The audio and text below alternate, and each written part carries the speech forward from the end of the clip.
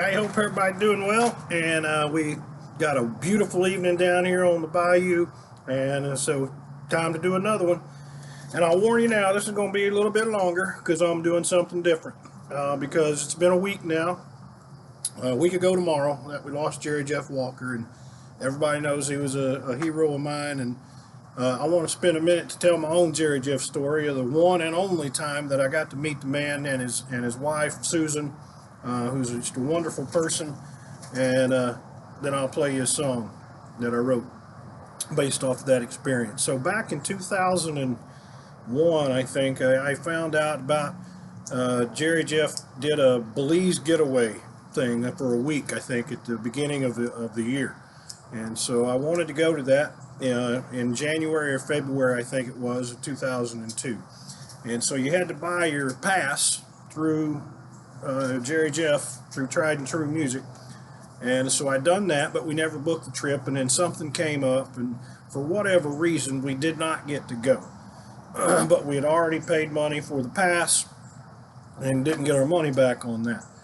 And then later in 2002, later that year, now Jerry Jeff does his birthday bash weekend every year in Austin. And so come March of that year, I'd convinced Dana to let's go to Austin and do what we can at the birthday bash weekend. They had 3 shows set up at the Broken Spoke, at the Paramount Theater, and then at Lukenbach. Well, I got tickets to 2 of the 3, the first 2, but I couldn't get Lukenbach tickets. So we go down to Austin, got a room booked at the famed Driskill Hotel, which was kind of the birthday bash weekend headquarters, if you will.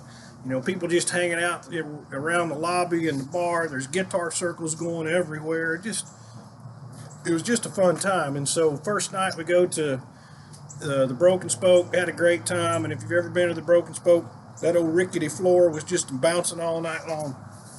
And then you go back to the Driskill, and you just party all night. And next day, we got up, and Dana and I went and hung out in Austin most of the day. Went to Waterloo Records and hung out for a while. I think that's where I got my very first cross-Canadian ragweed album, was at Waterloo in downtown Austin. And we'd gone and got something to eat that afternoon, tacos, I think. And anyway, got back and was going to the show at the Paramount. We get to the Paramount, which is a great venue, by the way, an intimate little venue. Jerry Jeff loved playing there, they say. And by the time we get to the show, Dana's sick, deathly sick. And she had food poisoning from earlier in the day.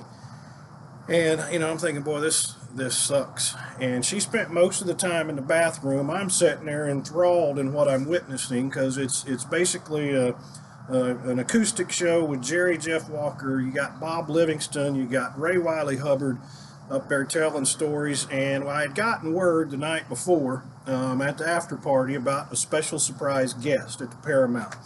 And sure enough, Jimmy Buffett shows up. And so here you got these guys sitting on stage telling stories. Jerry Jeff and Jimmy Buffett telling them a story about how they wrote Railroad Lady together, and just singing and laughing and having a good time. And it was quite the experience. And then after, too bad Dana missed most of it. I was enthralled, and I was hoping that she was still alive somewhere in the building, right?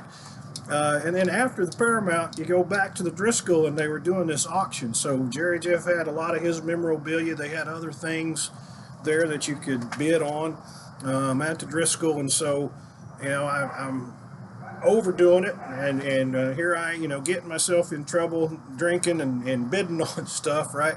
But I ended up with two things out of that night, or more than that, but the 2 that I bid on and got was we got backstage passes to a Pat Green show later that year in Dallas, and I got a life-size poster of Jerry Jeff from Kerrville Folk Festival.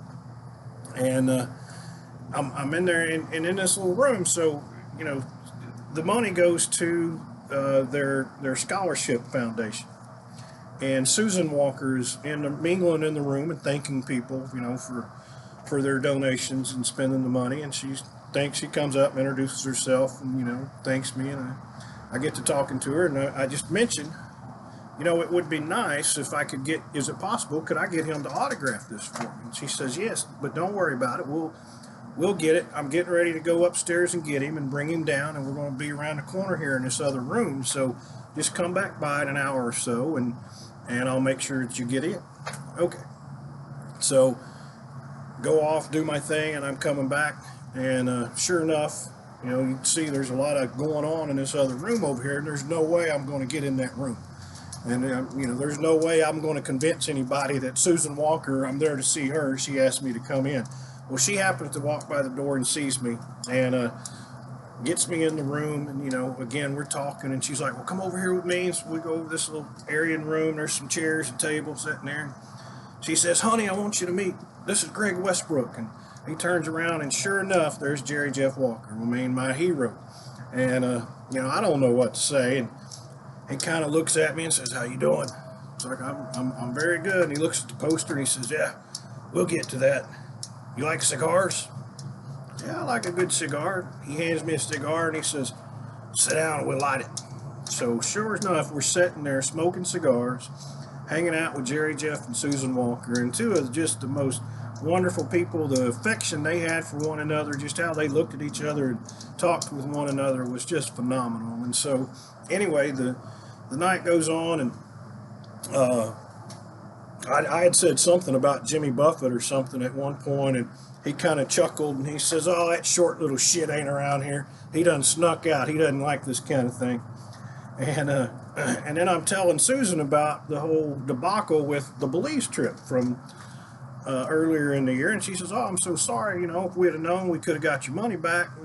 I'm so sorry about that. No problem. So anyway, the night winds down, and they're both like, well, see you tomorrow, right? Well, no, can't. We didn't get tickets to Lukenbach, so I'm not able to go. And Jerry just says, that's too bad. And he stumbles off into the evening, and Susan catches me before I'm out the door, and she says, don't run off just yet. I'll be right back. And I said, okay.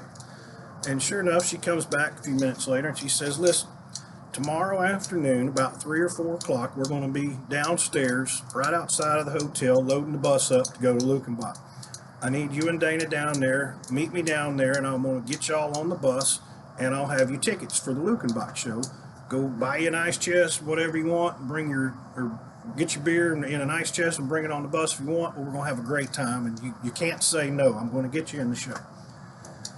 And I thought, holy cow. She said, and Susan like, look, I can't do anything about your Belize trip, but I can at least do this for you, which was just amazing. So here, Dana's already upstairs because she'd been sick all evening. There I go, stumbling back upstairs to try to convince her that I'm hanging out with Jerry Jeff Walker smoking cigars. And by the way, we can't go home tomorrow because we got to go to another show in Lukenbach. But we had a great time. We ended up in Lukenbach on the bus up there, just partying with a bunch of crazy people.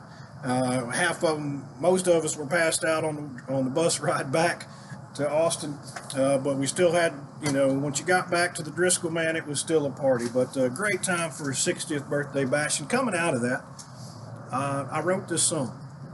And, a lot of the song is true, but it's based on that weekend. And after I finished it, I recorded it, and I had a little, I don't know what I had then, some kind of little analog recorder, and I made a little tape, and I would send it every year after that. For several years, I would send that tape to Tried and True Music just to try to get Jerry Jeff or Django or somebody to hear this damn song. And every year I would get that envelope returned back to me unopened. And then there towards the end, there was a couple years where I never got the envelope back. So it probably got, thrown in a corner somewhere, and then I just quit sending it. But I just wanted him at some point to have heard this. But this is my ode to JJ. Drinking at Driskill and swapping those cowboy songs. Driskill and everybody sings along. Jerry Jeff there, Guy Clark too, homegrown tomatoes and your gonzo stew.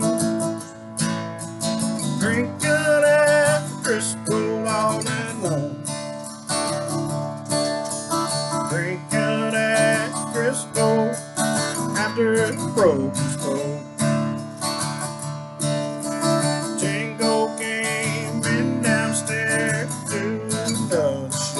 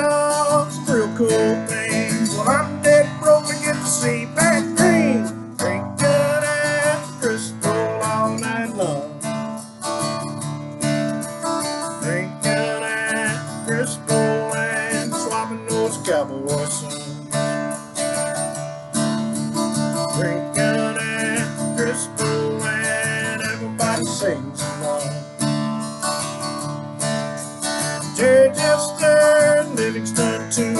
Guns open, Padres tried and true. Drinking at Driskill all night long. Drinking at Driskill after Luke Bar. We're already drunk, so we order up a shot. Barkeep says I'm out of Coors Light. Another guy yells, man, it just ain't right. Drinking at Driskill all night long. Drinking at Driskill after Old Green Home.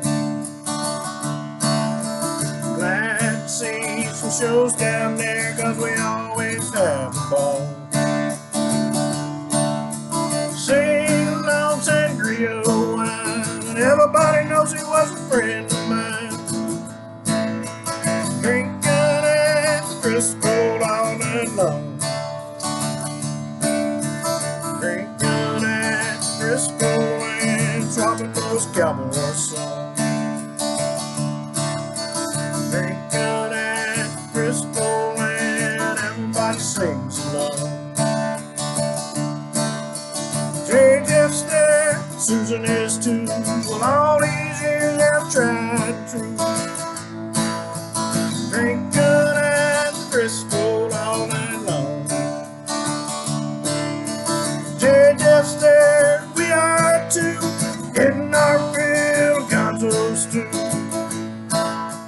Drinking at Driskill all night long.